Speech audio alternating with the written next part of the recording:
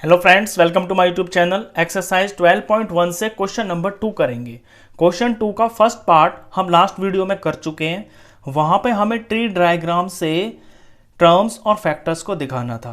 तो जैसे ये पहला एग्जांपल ही है -4x + 5। इसे जब हम ट्री डायग्राम से करते हैं तो इसमें से जो पहले जो टर्म्स होती हैं वो निकल के आ जाती हैं। जैसे यहाँ -4x है तो एक टर्म इसमें -4x है और एक इसमें 5 की टर्म है। अब -4x के जो फैक्टर्स हैं वो इस टर्म में से ऐसे हम निकाल के दिखा देते हैं कि -4 बना है -1 से और 4 से और x से, और 5 का फैक्टर सिर्फ 5 ही होगा। ये ज़्यादा से ज़्यादा इसका फैक्टर 1 हो सकता है। तो लास्ट वीडियो में मैंने आपको यही बताया था और ये वाली लाइन मैंने वहाँ पे मिस कर दी थी। तो आप ये लाइन इस तरह से ज़रूर लगाएं जब आप ट्री डायग्राम बनाएं। अब सेम यही क्वेश्चन है, हमें टर्म्स और फैक्टर्स ही दिखाने हैं लेकिन डायग्राम से नहीं दिखाने, सिंपली ऐसे ही दिखाने हैं, एक टेबल बना के दिखा सकते हैं हम। तो क्वेश्चन पढ़ता हूं मैं पहले। क्वेश्चन 2 का second part, identify terms and factors in the expressions given below. नीचे आपको एक्सप्रेशंस दे रखी हैं, इनके अंदर टर्म्स को और उसके जो फैक्टर्स हैं उनको आपको पहचानना है। चलिए ए पार्ट देखिए, -4x + 5। अब यहां पे दो टर्म्स हैं, एक तो है -4x और बीच में प्लस आ गया और ये आगे लिखी हुई है 5। तो जब बीच में प्लस होता है या माइनस होता है तो उससे आपकी टर्म अलग हो जाती है। यानी यहाँ पे ये दो टर्म्स हैं तो मैं लिखूंगा -4x, ये एक टर्म हो गई है और ये जो 5 है ये दूसरी टर्म हो गई है। अब इसके फैक्टर्स लिखता हूं मैं। -4x ये मिलके बना है -1 से, 4 से और x से। -1 को 4 से मल्टीप्लाई करेंगे तो -4 आएगा, उसको x से मल्टीप्लाई करेंगे तो -4x पूरा आ जाएगा। तो फैक्टर्स होते ही वो हैं जिनसे मल्टीप्लाई करके पूरा का पूरा टर्म बन जाए। अब 5 के फैक्टर्स लिखते हैं। 5 का फैक्टर 5 ही होगा, ये ज़्यादा से ज़्यादा 1 हो सकता है।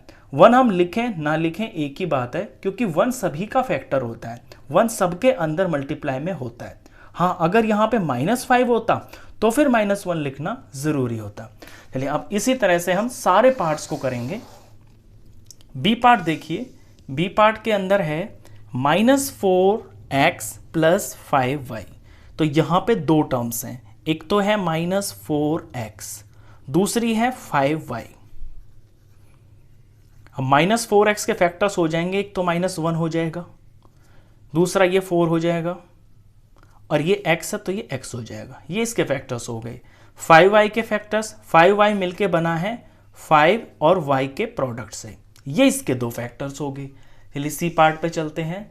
सी पार्ट के अंदर 5y + 3y², यहां भी दो टर्म्स हैं, एक तो है 5y और दूसरी है 3y²। 5y मिलके बना है 5 और y के प्रोडक्ट से, तो इसके ये दो फैक्टर्स हो गए हैं। 3y², एक तो 3 इसका फैक्टर होगा और y यहाँ पे दो बार है ना, तो यानी दो बार y को मल्टीप्लाई किया होगा तब y² आया होगा। तो 3y और y इसके फैक्टर्स हो गए हैं। डी पार्ट देखिए, xy एक टर्म है, प्लस के बाद ये दूसरी टर्म चल गई है 2x² y²। तो पहले तो हम टर्म वाले कॉलम में टर्म लिख देते हैं, ये पहली टर्म है और 2x² y² ये दूसरी टर्म है। x और y के फैक्टर्स हो जाएंगे x और y, xy का प्रोडक्ट xy होता है। यहाँ पे 2x² y², तो 2 तो एक फैक्टर इसमें है ही नंबर, और x की पावर 2 है यानी x दो बार होगा। ऐसे ही y की पावर 2 है तो यानी y दो बार होगा।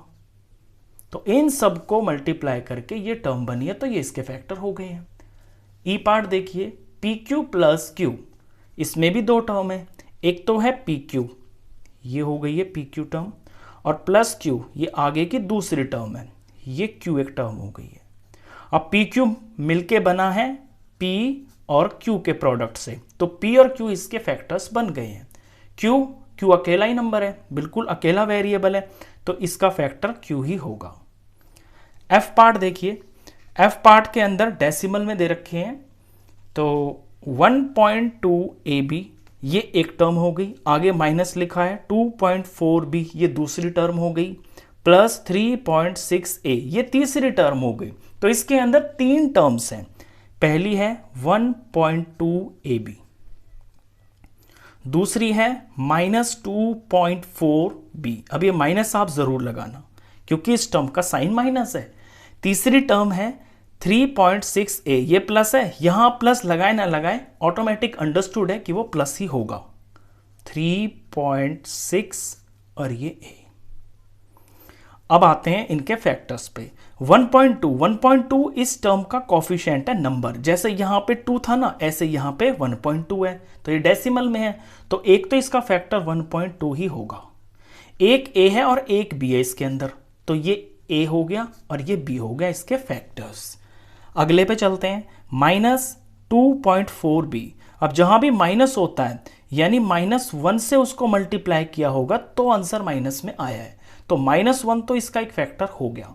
और नंबर इसके अंदर ये 2.4 हो गया, तो 2.4 को -1 से मल्टीप्लाई किया तो -2.4 हो गया। ये दो इसके फैक्टर्स हो गए। आगे B भी है, तो B भी इसका एक फैक्टर है। तीसरे पे चलते हैं, 3.6A, तो 3.6 नंबर है, तो 3.6 इसका एक फैक्टर हुआ। इसको A से मल्टीप्लाई करेंगे तो ये सारा बन जाएगा, तो A इसका एक फैक्टर हुआ। चलिए जी पार्ट देखिए। जी पार्ट के अंदर फ्रैक्शन में दिया हुआ है 3/4x + 1/4। अब 3/4x ये एक टर्म होगी, प्लस के बाद ये दूसरी टर्म होगी, तो ये हो गई है दो टर्म्स। 3/4x एक टर्म और 1/4 ये दूसरी टर्म। अब इसके दो फैक्टर होंगे, x का कोफिशिएंट यहाँ 3/4 है, तो नंबर इसके अंदर है 3/4 और एक बार x लिखा हुआ है, तो ये x, इनका प्रोडक्ट करेंगे तो यही आ जाएगा, तो ये इसके फैक्टर्स हो गई। और 1/4 का फैक्टर क्या होगा? 1/4 का फैक्टर सिर्फ 1/4 ही होगा क्योंकि ये अकेला कांस्टेंट लिखा हुआ है। चलिए इसके बाद h पार्ट देखिए। h पार्ट भी इसमें डेसिमल में दे रखा है, 0.1 p का स्क्वायर प्लस 0.2 q का स्क्वायर, तो प्लस हो गया, एक टर्म ये हो गई, एक टर्म ये हो गई, तो दो टर्म्स हो गई हैं। 0.1 p का स्क्वायर एक टर्म और दूसरी हो गई है 0.2 q का स्क्वायर। अब इसके फैक्टर्स लिखेंगे तो नंबर इसके अंदर जो है ये 0.1 है, तो एक फैक्टर तो ये हो गया और p इसमें दो बार है, p की पावर 2 है, तो 2p इसके फैक्टर्स हो गए। अगले पे चलते हैं, 0.2 q स्क्वायर, तो ये जो नंबर है ये इसका एक फैक्टर हो गया 0.2 और q की पावर 2, q दो बार है इसके अंदर, तो इसके फैक्टर्स दो, ये q हो गए। लास्ट पार्ट था, क्वेश्चन खत्म। तो इस वीडियो में बस इतना ही। नेक्स्ट क्वेश्चंस के लिए मिलते हैं फिर नेक्स्ट वीडियो में, तब तक के लिए गुड बाय।